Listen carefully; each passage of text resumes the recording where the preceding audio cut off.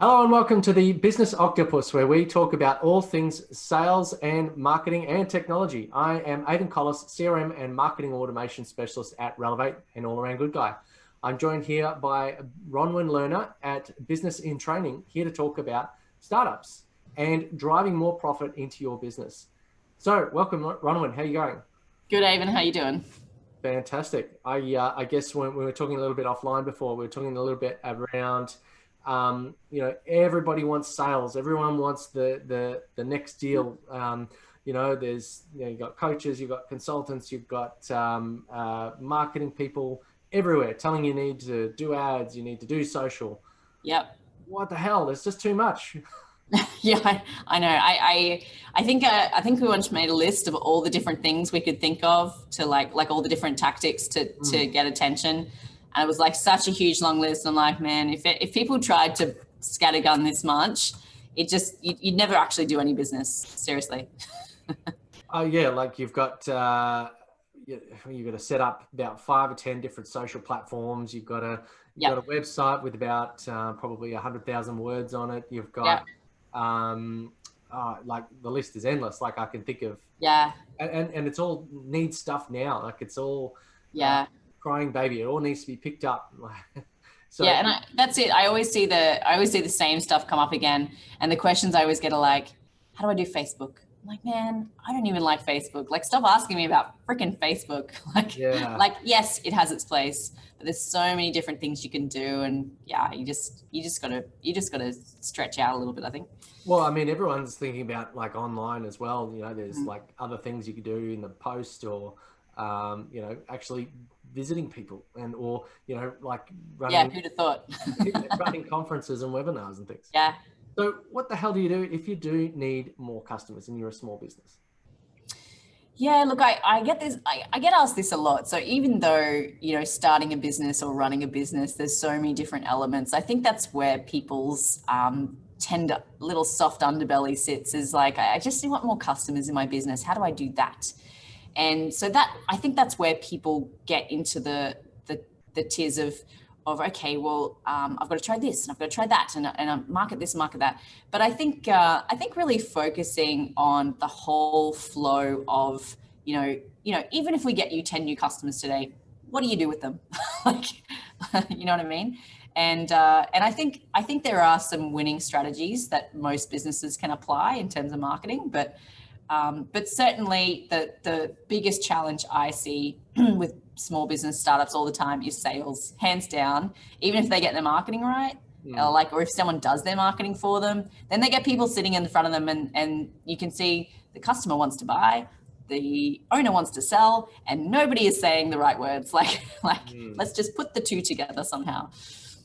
And I guess as a government approved consultant in the area, or like the government pays you to go and provide advice to people, that you'd have a pretty good mix of the types of businesses that you're speaking with. And I'd imagine, like that sort of proves that you're in the right space to be able to advise correctly on this. There are a lot of advisors or a lot of consultants and coaches, but at times I've seen there's more coaches than trainees. Too many chiefs, not enough Indians.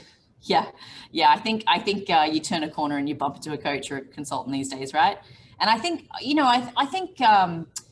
being a coach, I think, and I wouldn't call myself a coach necessarily, but I'm probably more an educator, a trainer. But certainly, I think it comes from people having their own journey and their own development, journey. And right, I've seen the light. I know I can teach other people to do this too now. So they go out and be a coach. And I fully respect for that. I think everybody should have a coach pretty much. Like even I need a coach to kind of keep me grounded and keep me on path and go, Roman, are you just looking at another shiny thing? Like maybe. But yeah, I do certainly meet a lot of different types of people. And even the other day, I get the typical question, which is, do you get any kind of crazy ideas?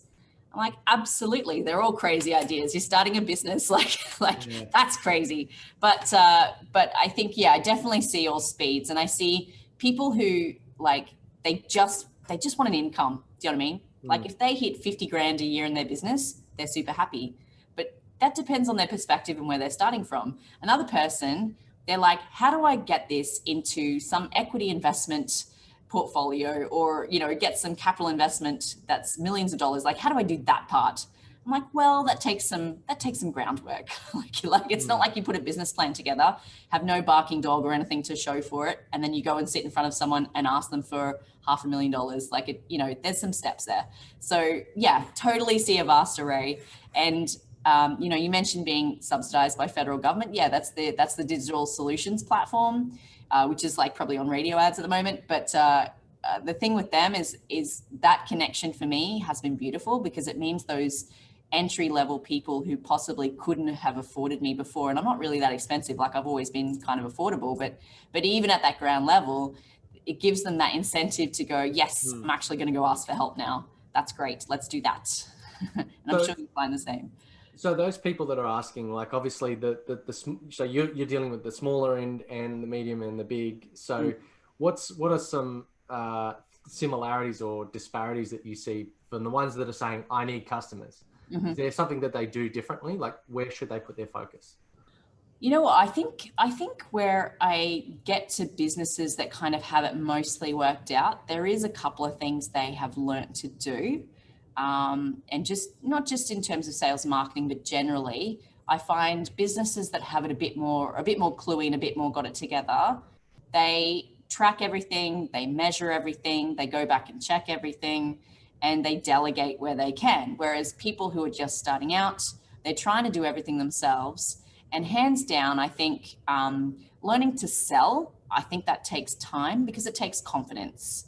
And confidence comes with action. It comes with trying out your skills, giving it a go, and checking and confirming to yourself, you know what, I can do this. And everybody can do sales, because I think we see sales as this kind of scary conversation where I feel like I'm tricking someone into something, and then they're going to hate me, or I've got some guilt or shame, or, how do I ask people for money? Like, well, you're running a business, so we better figure this out fast.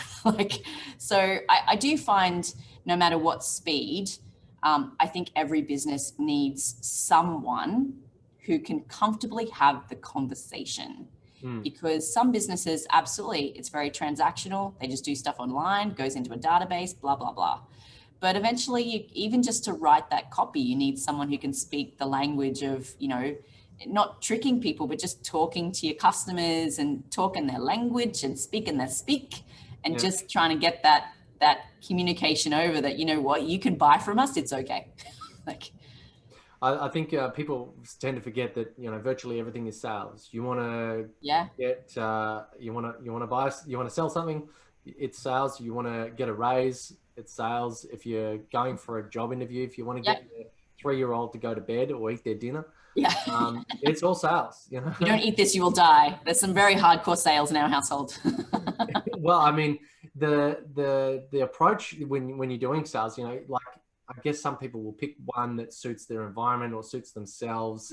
Some people, personally, I like the lighter methods, and I don't like the idea of tricking someone or being tricked. But sometimes it never works out. It never works out for anyone in the end. It's just nobody does that anymore. And coming from that side of the world in terms of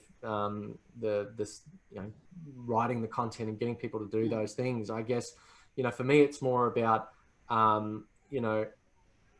offering up the options and in a compressed time period, because they can't sit there and see the nuanced bits all day. They need to see how it benefits them, and say, hey, what would you like to do next? And usually you get the conversation to close itself. It's not hard to do sales if you frame it the right way. Yeah. And I sometimes I just tell people, like I had this one lady who customers were wanting her stuff, right? They wanted to buy from her. I'm like, where is the disconnect here? Let's have a look. I said, and talk me through what you're doing. And example after example after example, it was just basically all she needed to do was to ask people to buy. That was it. Yeah. That was the missing piece. It was like, the customer is ready. She's got it. But it's like there was something in her that wasn't quite ready. Do you know what I mean? So would you like me to run that through for you on the register? Or would you like to sign now? Do you want to sign now, or should Would I you like mail? in blue or pink? What are we doing here? Like, Yeah. That's right. Cash or credit, yeah.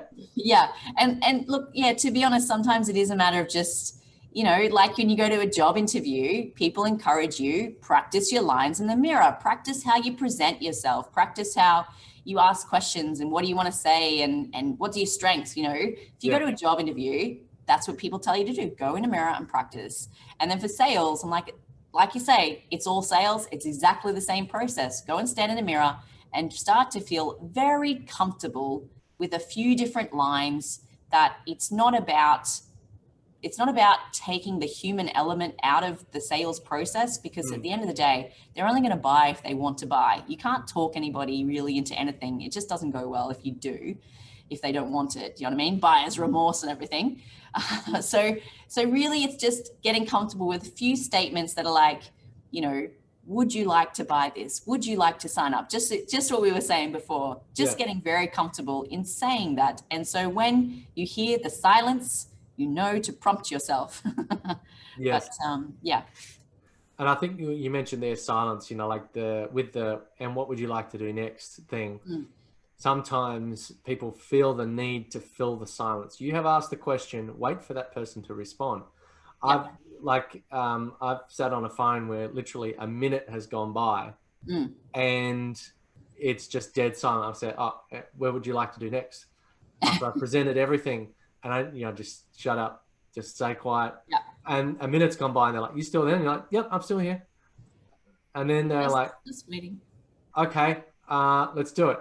It's like a big number or something like that. So there's other psychology and things you go, but but I think the thing to remember too is we started this conversation talking about marketing tactics and getting people in, and that stage of conversion of like, you've given me all the signals. I just need to convert. I just need to ask for the sales and everything. I think how do I say this? If you want to make money in your business, sales is critical.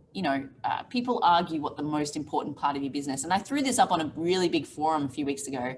If you want more money in your business, what do you do? And hands down, the two main answers were get more customers or focus on quality and value.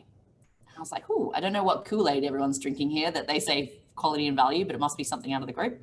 And I say, that's a great effort. So the idea, it was kind of, to me, building quality and value is like the field of dreams. You know what I mean? If you build it, they will come. And I'm like, kudos to you. That is part of it.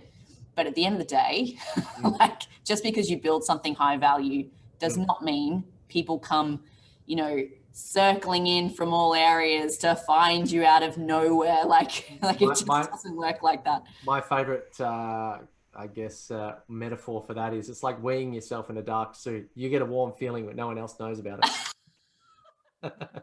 Taking it to a whole new level. No, you're and I told you this was a casual podcast.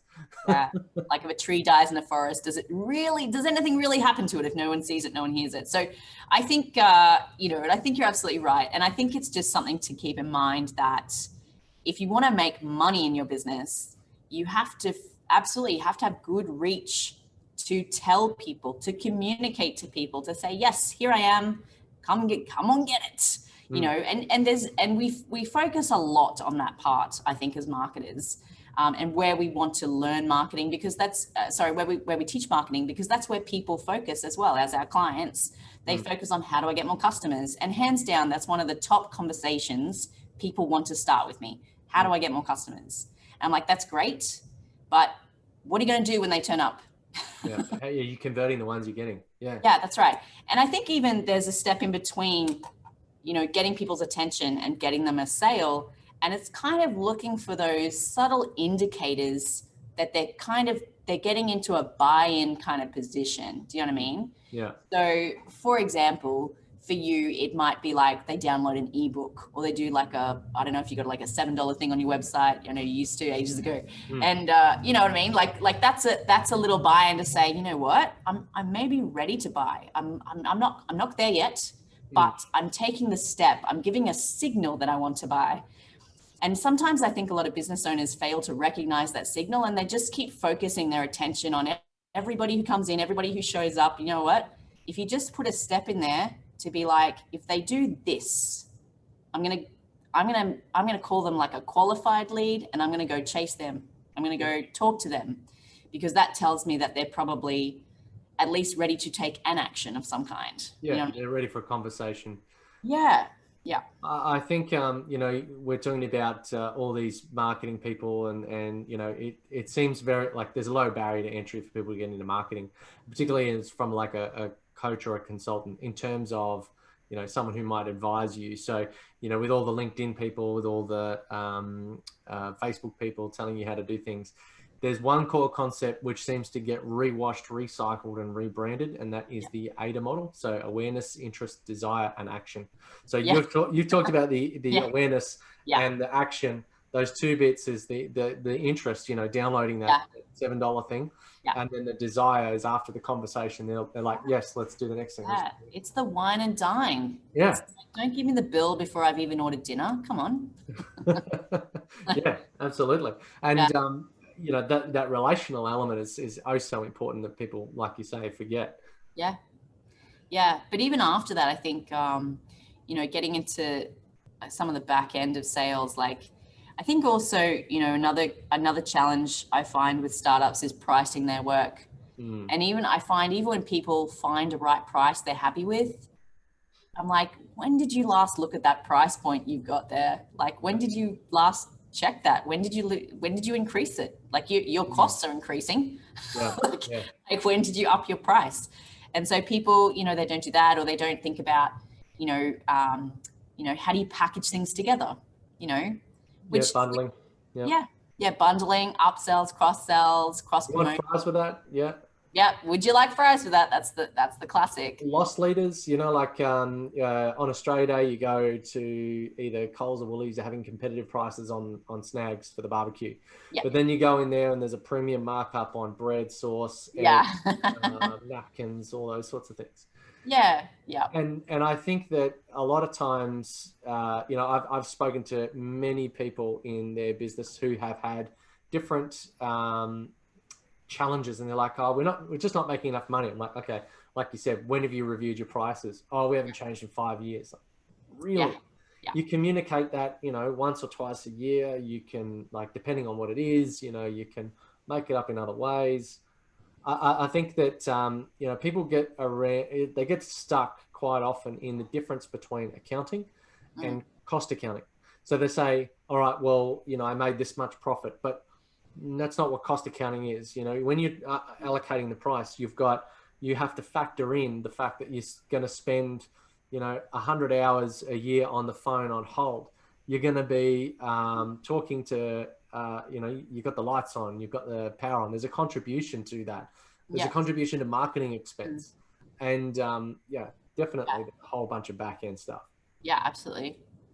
And, and once people do buy from you, what do you do with them? Like, what next? Do you keep in contact? Do you ask them to come back? Do you ask them to bring their friends? Like, what do you do with them? And, and even this, this is your perfect area, which is like capturing all that, tracking it, communicating with them, keeping communication with them, because that's how people come back to you. Otherwise it's like, oh, it's just that place I went to this one time or this person I spoke to at an expo, or, that networking event, and then I never saw them again. Like, they are your existing customers are 16 times cheaper to acquire and 8 times more likely to buy. Yeah. So, the trust is already there. The familiarity is already there. They've already purchased from you. And particularly if you've had a service business where, it's one of those things that you cannot experience until you've experienced it. So it's not like you can hand back the service as well. So, often you rely heavily on reviews, but the next best thing is your own review. I've done it before. Yeah, absolutely. And you're absolutely right. Like figuring out the costs of what you do. So sometimes, and I think this is a comparative that you have to really talk to other businesses, or you have to talk to accountants, or you have to talk to a bank and or ATO and get some benchmarking or whatever, to go, you know what do other businesses like me spend on this? Like I'm spending this humongous amount on wages or this or that or the other. Or if you're just by yourself, it could be just programs, you know. Like I'll give you an example. I'm a trainer by trade, and I've worked in a lot of registered training organizations and non-accredited training and all sorts of things. And it doesn't really matter what kind of training you do. Ideally, you have a learning management system, an LMS, right? And the LMS basically holds the content of your training, so that if people want to do assessments, you know, they can, or learning or watch a video or whatever. And of course, this is very, you know, very extended for online courses, but you go to the website, there's the LMS, and a student can access it. And then a trainer can see, okay, who's accessed what and what have they done and blah, blah, blah, right? You got the idea. Yeah. An LMS can be anything from free to like $20,000 a year and maybe even up. Yeah. And they essentially all do the same thing. They hold information. They can do staged releases on certain things, or you can opt in and say, okay, this student is going to go do these modules, or give them a module a week, or, you know, block this, or they're going to do one after the other or whatever. And, you know, hosting videos, well, the videos you make, that's whatever you make it, you know, the program doesn't make them. And, you know, and all your content is still your content. And yet I still sometimes am a bit flabbergasted that, you know, a business will come to me and they're like, oh, I'm using this program. I'm like, how can you be earning $50,000 a year and you're using a program worth $10,000 a year? We can adjust this. You know, and it's simply because they just don't know. They haven't done a proper comparison of what's out there, or they don't use it effectively to get the value out the other end. So like I'm probably a little bit the opposite in that, you know, on the CRM side, you can buy cheaper CRMs. They're everywhere, and people tend to go towards them. But it becomes more of a spreadsheet in the cloud, not really transformational in the way that you use it and manage it. I think I want to respond to this because I hear what you're saying, and I actually want to agree with you, and I want to go the other way, and I want to say a CRM, completely different example. And I tell you why, because like a Moodle or an LMS that hosts your course and people just go and use it, there's no one that, you know what I mean? Like it's just kind of a few numbers here and there and clicking this and clicking that. Your CRM, like that's like a whole worker in your business that you're saving money on. Or more. That's right. And for that, I would say, no, don't do the free one. like this is the part you spend money on. Do the good one. Because, and I've done this too, where I've strapped together a few free programs, and it just becomes unmanageable. And I spend more time, which is time lost that I could be selling, could be serving, could be delivering. I'm losing that time trying to manage my back end. So and I'm sure we've had this conversation recently where I'm like, I need to migrate into an all-in-one program that I don't have to fuss about anymore. And just like the you get the, you know, we talk about having silos in business. Well, there's silos in your data as well. There's you know, the workaround time that you spend getting things to connect and work, and or like reading up on something, see if you can get it to happen when it should just go bang bang bang in the background automatically. You know, there's been research on you know, one platform working in a utilities company in the US that business with 20 staff were able to double their call volume with no increase in headcount. So when you're talking about like, is it going to be worth, you know, $5, $50 or $500 a month? What's the actual end outcome? And that's any platform. It doesn't matter what it is, whether it's CRM, think about the end goal. Something like LMS, like you said, it just sort of holds stuff. Definitely that's something you can look at, but you know, we're going mid-range for that. We are, but I think this kind of goes to our theme today, which is very much like, you know, where are you getting the most value out of the steps you do in your business? Like, because, you know, if you want to do well in business and if you want to really get money out of your business, which you would hope, unless you're running some sort of not-for-profit social enterprise, where you're like, I just got to break even and a little bit more, fine, go for it. But even I would consider myself a social enterprise, but it's a bloody for-profit enterprise because it gives me room to grow. It gives me control over my business, and I need to have profit there. not just for my own financial stability, but for the people I help, for the people I hire, for the work that I want to do. You know, I have to make sure that every step that I take in the processes through my business, I'm tweaking it and refining it as much as I can so that it leaves me the valuable time to sell, to deliver, to create more value in my business and to serve more people. If I'm constantly fiddling with programs or focusing on getting customers, and then not doing anything behind that, you know what I mean? Like, it just doesn't get anywhere, does it? No, and I think that you mentioned not-for-profits. They are inherently inefficient, and I would consider that even if you're running a not-for-profit, that you should be trying to be as efficient and as effective in getting those sales, because it's just driving your purpose. Like, sure, you got to spend it again, but spending more money on your purpose is probably better off anyway. Anyway, personal bugbear. Right. That's like, imagine how many more people you can help. If you treat it like a for-profit business and you try to make money like a for-profit business, and then you drive those profits back into more stuff you can do. Profit for purpose. Yeah. Anyway. Side note. Yeah. Well, look, is there any closing tips or advice that you would want to give any of the listeners today? Yeah, look, I think ultimately I would just, if you're listening to this and you're thinking I need more customers, just really take a step and think about, the customers that do show up for you, like just front up to your website or your business or whatever. What are they doing and where are they going? So if someone goes to your website and then they leave again and nothing happened, well, then it's not about the attraction. It's of getting someone to the website. It's about what happens when they get there.